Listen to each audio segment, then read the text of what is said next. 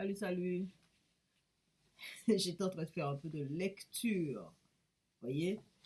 Et en fait, j'étais en train... Alors, pardon, j'ai passé la main devant.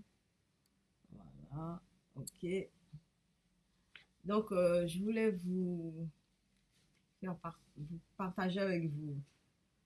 Je voulais partager avec vous cet extrait du texte. Alors, je sais que c'est les correspondances, hein. C'est dans les correspondances de 1912. Vous voyez, ça remonte, hein. Jung, ça remonte, hein. Correspondance de 1900, pardon, de 1912 avec Freud.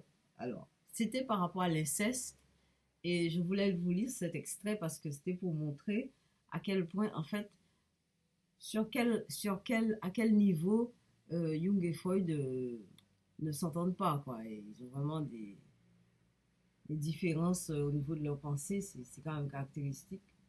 Et c'est pour ça qu'il suffit d'un grain de sable pour qu'on parte sur une autre voie, hein. Enfin, ça, c'est pas un grain de sable. Enfin, je veux dire, il suffit de peu, quoi. Il suffit de ne pas être sincère avec soi et de dire, tiens, mais non, ce que je pense, c'est faux, donc je vais aller dans son sens. Et Jung, c'est pas ça qu'il a fait. Il a écouté ce qu'il pensait, ce qu'il le dévorait, il a essayé, il a été, il l'a pas essayé, mais il a été, il a suivi sa voie et ça, c'est bien. Alors, je vous lis le truc.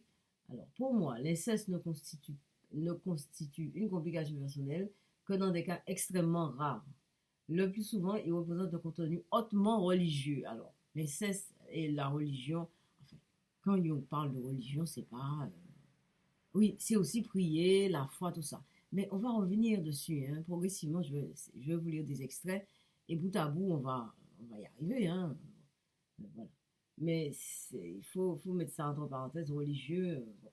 C'est un truc à exploiter, explorer et expliquer, vous voyez? Bon, alors, c'est aussi pour cette raison qu'il joue un rôle essentiel dans presque toutes les cosmogomies et dans de nombreux mythes. Alors, les cosmogomies, c'est l'explication de l'univers, hein, comment l'univers s'est créé.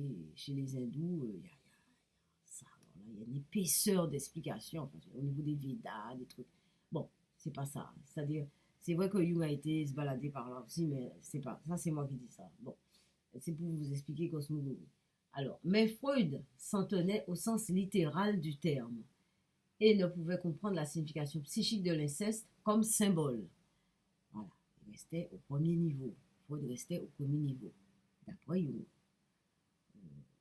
je pense aussi un petit peu. Enfin, je suis plus Jung, hein, vous voyez, vous avez compris ça. Euh, je savais qu'il ne pourrait jamais accepter cela. C'est Jung qui disait ça de Freud. Hein.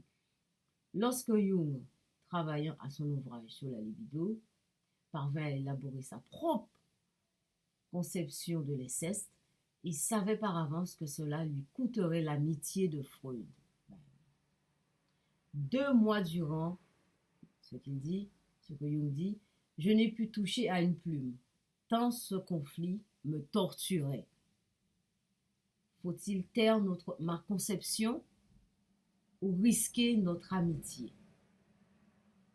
Vous voyez, c'est quand même, c'est bien ça, ce moment-là est très très bien. D'ailleurs, je vais le relire.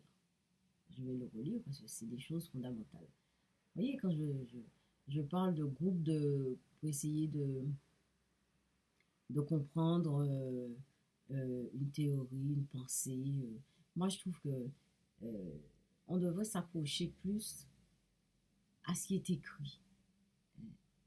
Bon, sans essayer d'interpréter. Bon, c'est-à-dire moi, c'est vrai que j'ai fait des interprétations au niveau des mots, mais au niveau, j'ai envie qu'on mette vraiment le sens de ce que Jung veut transmettre. Je veux qu'on transmette ce que Jung a voulu transmettre. Peut-être que c'est moi qui veux le transmettre, enfin bon, enfin, qui veut le transmettre dans cette direction peut-être.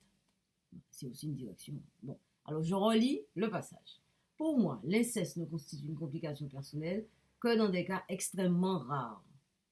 Le plus souvent, donc il s'agissait d'inceste, hein, il a fait une longue explication sur l'inceste, mais là aussi, on va revenir sur la notion de l'inceste chez Jung.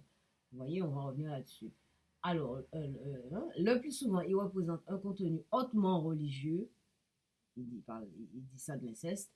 Et c'est aussi pour cette raison qu'il joue un rôle essentiel dans presque toutes les cosmogonies et dans de nombreux mythes. Ça veut dire que tout ce qui est religieux pour Jung est en rapport avec la conception de l'univers et en rapport avec la conception des mythes, ou les mythes eux-mêmes. Bon, ça c'est un truc qu'on va voir aussi. Mais Freud s'en tenait au sens littéral du terme et ne pouvait comprendre la signification psychique de l'inceste comme symbole. Donc c'est un symbole. Je savais qu'il ne pourrait jamais accepter cela. C'est Jung qui dit ça. Lorsque Jung travaillait à son ouvrage sur la libido, parvint à élaborer sa propre conception de l'inceste, il savait par avance que cela lui coûterait l'amitié de Freud. 2 mois durant, je n'ai pu toucher à une plume. Tant ce conflit me torturait. Faut-il taire ma conception ou risquer notre amitié? Super. Bon, je vous laisse sur ces mots. Eh ben, belle journée. À plus.